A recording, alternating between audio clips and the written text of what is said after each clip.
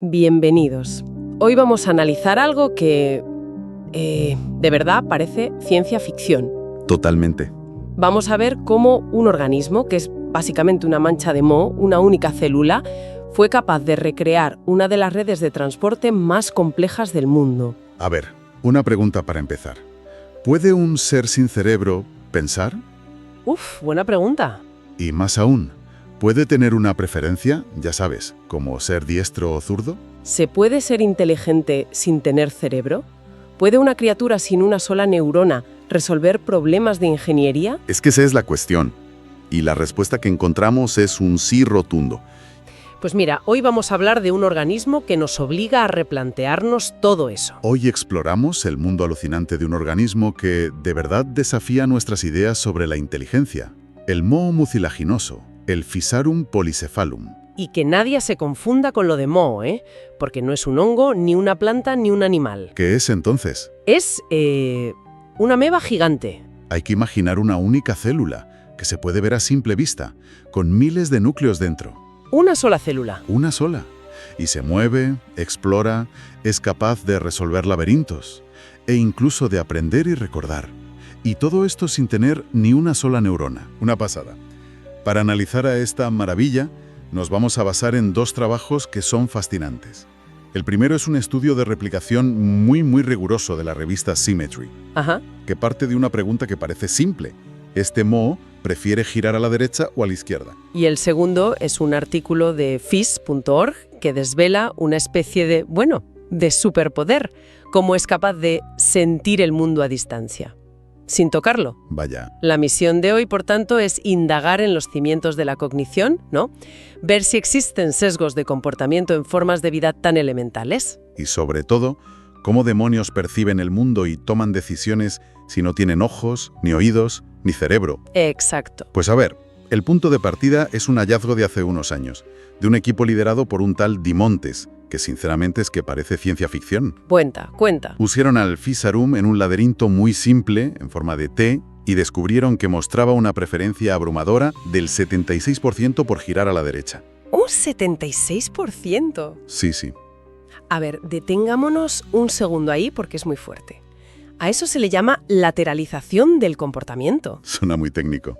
Bueno, pero es lo mismo que ser diestro o zurdo en humanos. Encontrarlo en un organismo que es literalmente una masa amorfa, sin un lado izquierdo o derecho definidos. ¿Sería toda una revolución? Totalmente. Sugeriría que la simetría en el comportamiento es algo increíblemente antiguo en la evolución, anterior incluso a los animales. Exacto, es que no tiene cabeza ni cola. ¿Cómo va a tener un lado derecho? Por eso el nuevo estudio de Symmetry se propuso replicar esto, pero con un rigor extremo. ¿Vale? Hablamos de laberintos en T, impresos en 3D. Más de 1.600 pruebas. Y no solo eso, que esto es importante.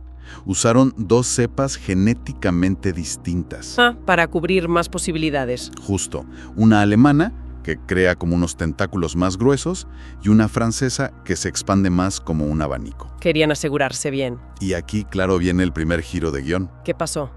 Después de todo ese trabajo meticuloso en condiciones de laboratorio súper controladas, sin luz, sin vibraciones, sin nada, el resultado fue un 50-50 casi perfecto. O sea... Ninguna de las dos cepas mostró la más mínima preferencia, ni por la derecha ni por la izquierda.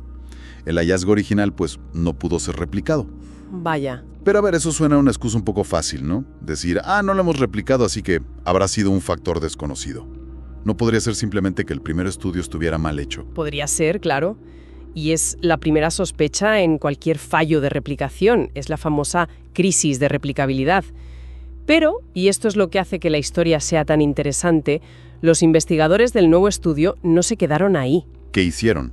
Usaron esa posibilidad como punto de partida. Se preguntaron, vale, supongamos que el primer estudio no estaba mal, sino que midió algo real. Entiendo. Si nuestro moho no tiene una preferencia innata, pero el de ellos sí la mostró, significa que algo en su entorno, algo que quizá ni midieron, lo estaba empujando a girar a la derecha. O sea que el misterio cambia. Ya no es si el moho es diestro o no. No. Sino qué fuerza invisible era tan potente como para obligar a 3 de cada 4 a tomar el mismo camino. Exactamente.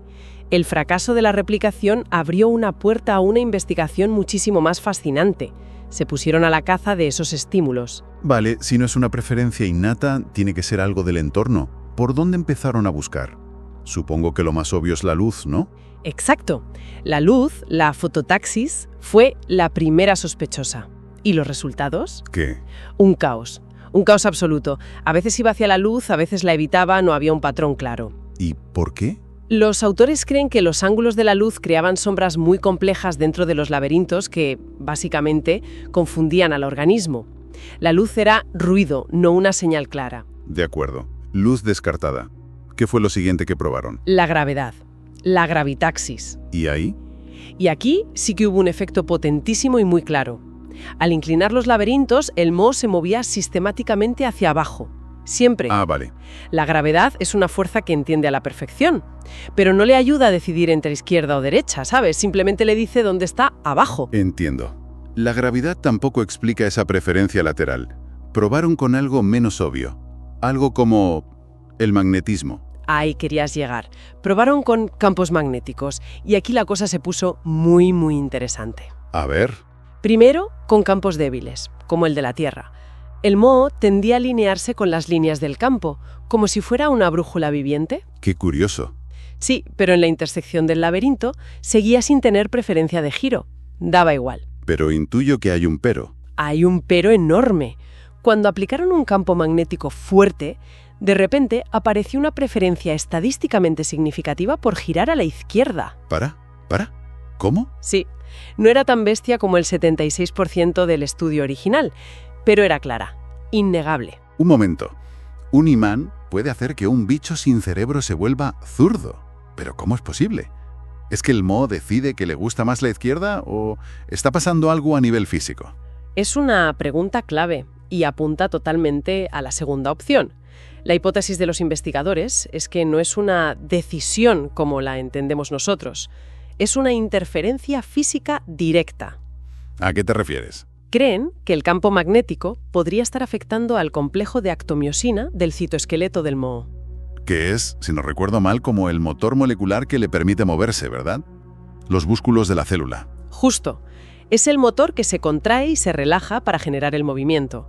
Un campo magnético fuerte podría literalmente empujar o alterar el funcionamiento de esas proteínas a nivel molecular. Es como si alguien te empujara un poco el volante del coche siempre hacia el mismo lado. Exacto. No es que tú decidas girar, es que tu vehículo tiene un sesgo físico que viene de fuera. El moho no elige la izquierda. Su motor interno se ve forzado a ir hacia allí. Eso es increíble. Es una explicación a un nivel súper fundamental. Pero creo que aún nos queda un estímulo por analizar, el que el estudio dejaba para el final. Sí, y es el más sorprendente de todos, la vibración. Gravedad, magnetismo, vale, son fuerzas que entiendo, pero me cuesta mucho imaginar cómo una masa gelatinosa podría sentir una vibración y reaccionar. ¿Tuvo algún efecto? Tuvo dos efectos y ambos son alucinantes. El primero es un comportamiento nunca antes documentado. ¿Cuál? Pusieron una fuente que vibraba a 300 hercios y el moho se movía activamente hacia ella, la buscaba. ¿En serio? ¿Y por qué haría eso? ¿Le gusta la música o qué?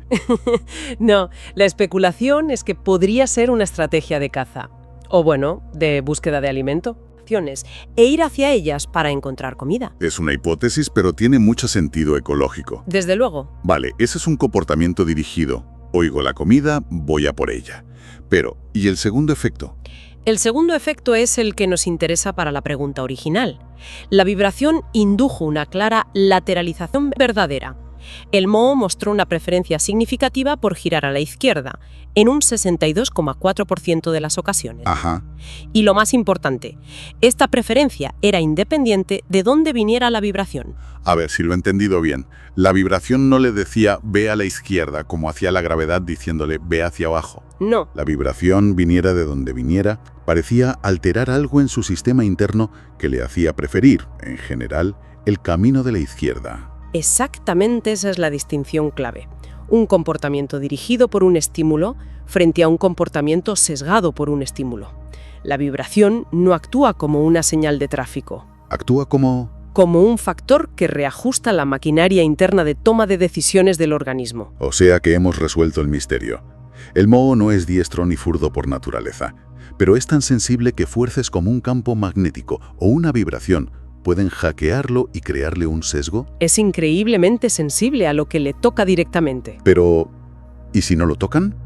¿Puede saber que hay algo al otro lado de la placa sin tener que ir hasta allí? Parece imposible, pero aquí es donde nuestra segunda fuente, el artículo de FIS.org, nos vuela la cabeza por completo. El experimento que describe ese artículo es de una elegancia brutal.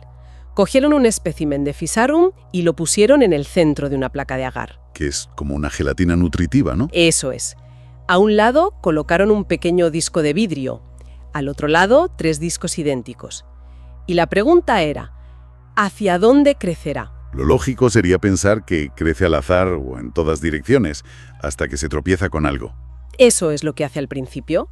Durante las primeras horas se expande uniformemente. Pero entonces ocurre la magia.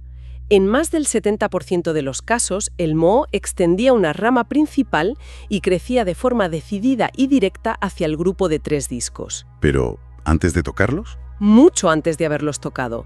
Era como si supiera a distancia dónde estaba la recompensa potencialmente mayor. Espera, esto no tiene ningún sentido. Si los discos son de vidrio, no emiten olor ni nada químico. Tampoco había una luz que los delatara. Es como si pudiera pesar los objetos a distancia. Esa fue la primera idea, que de algún modo detectaba la masa. Pero los científicos son listos y añadieron un control genial para desmontar esa hipótesis. ¿Qué hicieron? Repitieron el experimento, pero en lugar de poner los 3 discos separados, los apilaron uno encima del otro. La masa total era exactamente la misma. ¿Y qué pasó? El moho se confundió por completo, perdió su preferencia y creció hacia ambos lados por igual. Vale, mi cabeza acaba de explotar. Si la masa es la misma, da igual que estén apilados o separados. A menos que...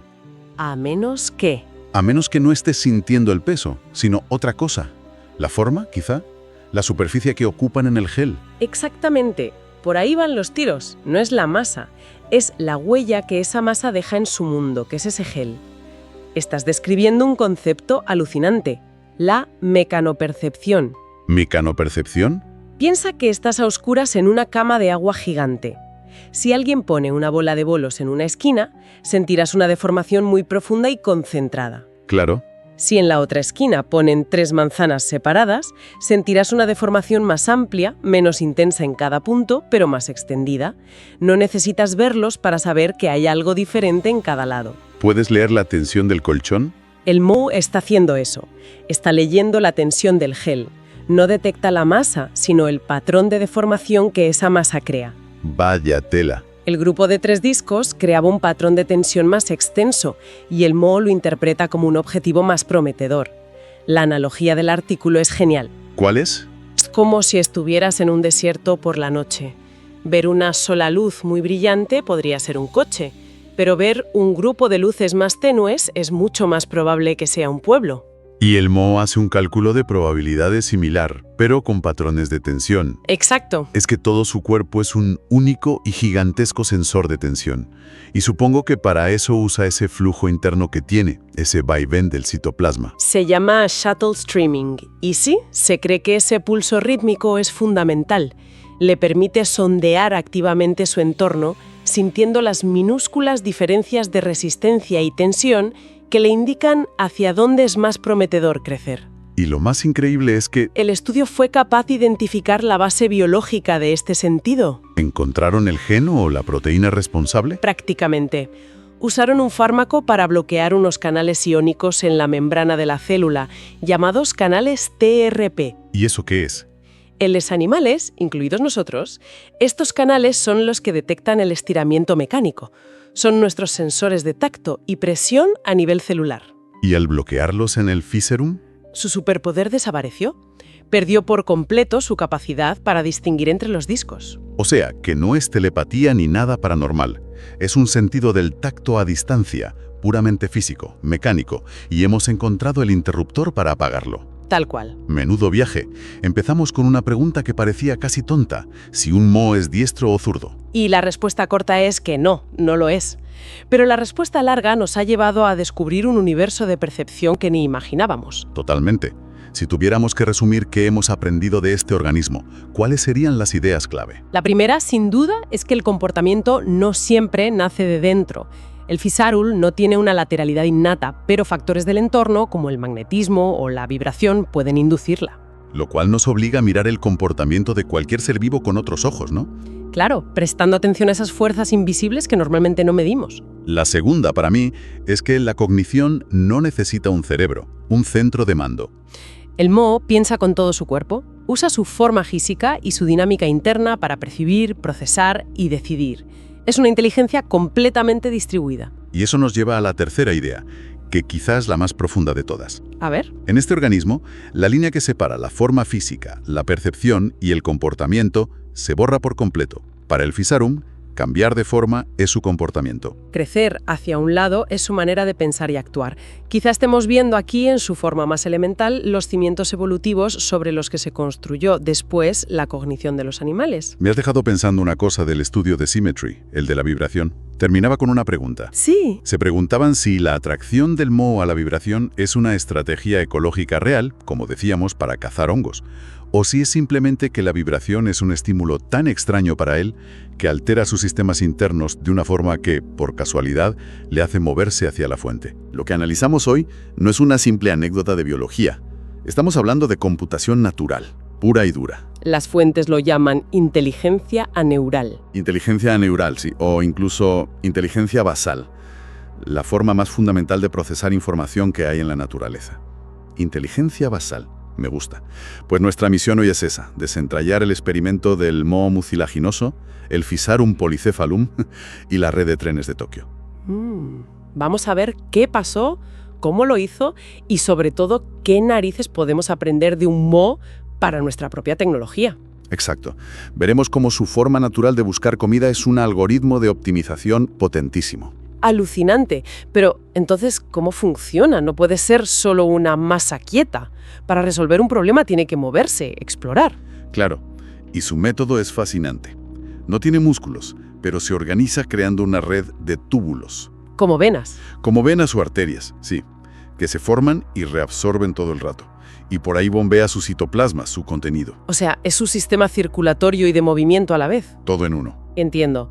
Pero, ¿cómo pasa de ser un sistema para repartir nutrientes a una herramienta de cálculo? Parece un salto enorme. Ahí está la genialidad. El flujo no es constante, pulsa, va y viene. Imagina una red de tuberías. Vale. Si una tubería es más corta, el agua fluye mejor por ahí. Pues el moho hace igual. Los túbulos de las rutas más eficientes reciben más flujo. Y ese mayor flujo, supongo, los refuerza. Los refuerza y los ensancha. Y al revés, las rutas largas o inútiles reciben menos flujo, se debilitan y... Y el moho se las come, las reabsorbe. Exacto, las reabsorbe. O sea que no hay un cerebro decidiendo. Es la propia física del flujo la que optimiza la red. Justo. Las carreteras con más tráfico se convierten en autopistas y las secundarias desaparecen. Y ese flujo es rapidísimo. ¿Cómo de rápido? Las fuentes hablan de hasta 1,35 milímetros por segundo. Para un microorganismo es la velocidad más alta jamás registrada. Vale, tenemos una célula gigante que es una red de autopistas líquida y súper eficiente. Era inevitable que alguien pensara... Vamos a darle un problema de tráfico de verdad. Exacto. Y eso hizo el equipo de Atsushi Tero en Japón. Esa fue la idea brillante. Publicaron un experimento que es de una elegancia increíble. Cogieron una placa de cultivo, una superficie húmeda, y en el centro pusieron un trozo del moho. Ese era el punto de partida, Tokio. El corazón de la red. Y luego para las otras ciudades... Comida. Su comida favorita. Copos de avena. Colocaron 36 copos en las posiciones exactas de las principales ciudades y estaciones del área de Tokio. Pero claro, el mundo real no es plano. Hay montañas, lagos... Ah, ahí está la segunda genialidad. Usaron luz brillante. Luz. Sí, las fuentes explican que el Fisarum odia la luz. Es fotofóbico. La evita. Así que iluminaron las zonas de la placa que correspondían a obstáculos geográficos reales. Ah, vale. O sea, que no solo le dieron los destinos, sino también las restricciones. Le plantearon un problema de ingeniería real. Exacto. Le dieron el mapa, los destinos y los obstáculos. Y se sentaron a observar. Y el proceso, según describen, tiene dos fases muy claras. Dos fases, sí. Primero, la exploración. El moho se expande en todas direcciones, como una mancha, cubriéndolo casi todo. Conecta todos los puntos de todas las maneras posibles. Eso es. creando una red súper densa, redundante. Como si hiciera un brainstorming biológico a lo bestia. Es una descripción perfecta. Y una vez que tiene esa red inicial, empieza la segunda fase, la optimización, la poda. La poda, exacto. Basándose en el principio del flujo, refuerza las rutas cortas y eficientes, y las largas o redundantes Las deja morir. se debilitan hasta desaparecer. Es un proceso de autoorganización puro, sin un planificador central, sin un ingeniero jefe. Y el resultado final es lo que dejó a todo el mundo boquiabierto. La red que tejió en unas 26 horas. Era visualmente casi un calco. Un calco de la red ferroviaria de Tokio. Un sistema que los ingenieros tardaron casi un siglo en diseñar. Y no era solo un parecido superficial, ¿eh? El análisis cuantitativo demostró que la red del MO era comparable en 3 métricas clave. Eficiencia, coste y tolerancia a fallos. Exacto. Espera, eficiencia y tolerancia a fallos lo entiendo, pero ¿coste? ¿Cómo se mide el coste en un MO? Buena pregunta. Midieron la longitud total de los túbulos de la red final. Ah, claro. En ingeniería, una red más corta significa menos coste de construcción y mantenimiento. Y la red del MO era súper económica en ese sentido.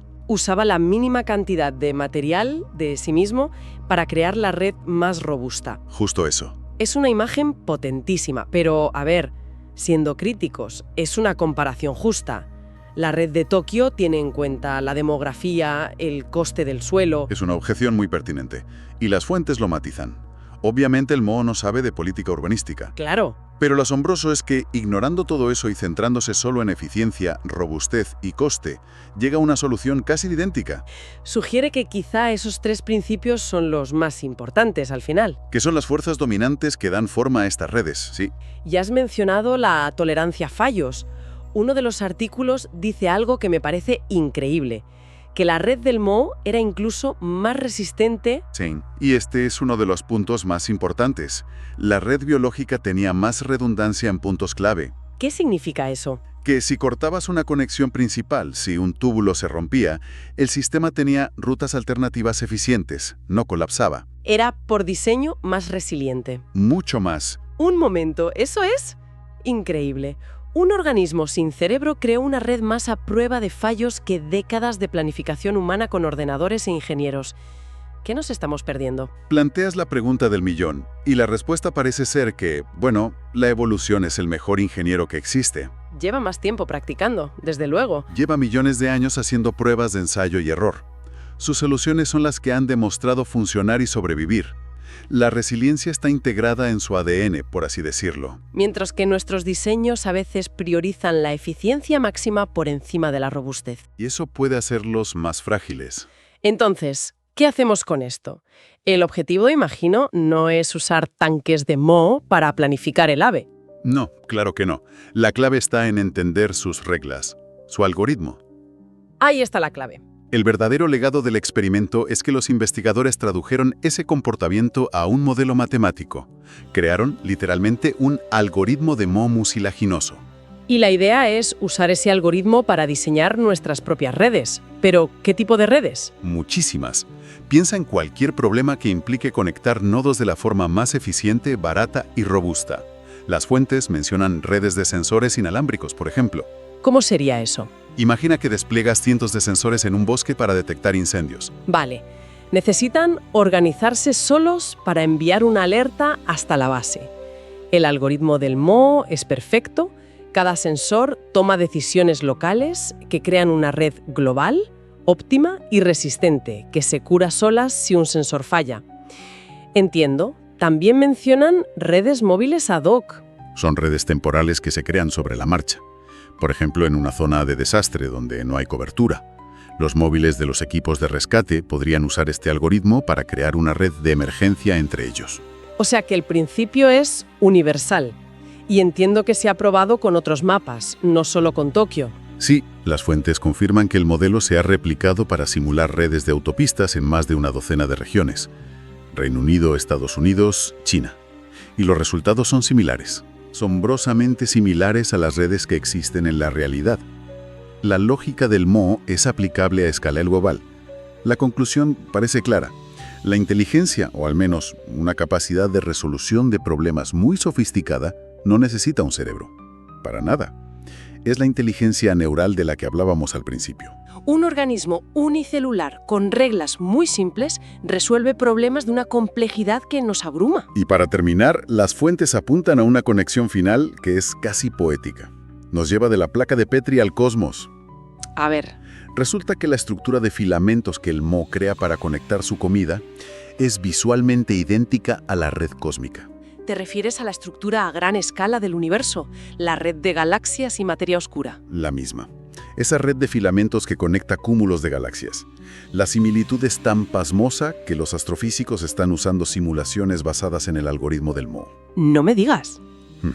Para ayudar a mapear la distribución de la materia oscura en el universo. Es una idea vertiginosa. Pensar que el mismo principio de eficiencia da forma a una mancha de Mo y a la estructura del universo. Lo es. Y te deja con una pregunta flotando en el aire. ¿Qué otros sistemas se rigen por estas mismas reglas? ¿Qué parte de nuestro propio comportamiento, de nuestras decisiones que consideramos tan racionales y meditadas, está siendo sutilmente influenciada o incluso dirigida por señales del entorno de las que no somos en absoluto conscientes? Exacto. Desde el plegamiento de proteínas hasta las redes sociales.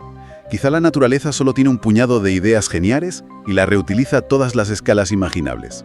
Una reflexión increíble para terminar. Gracias por acompañarnos en este análisis. Si os ha parecido interesante, nos ayuda mucho que le deis a me gusta, que dejéis un comentario con vuestras impresiones o que lo compartáis con quien creáis que puede disfrutarlo.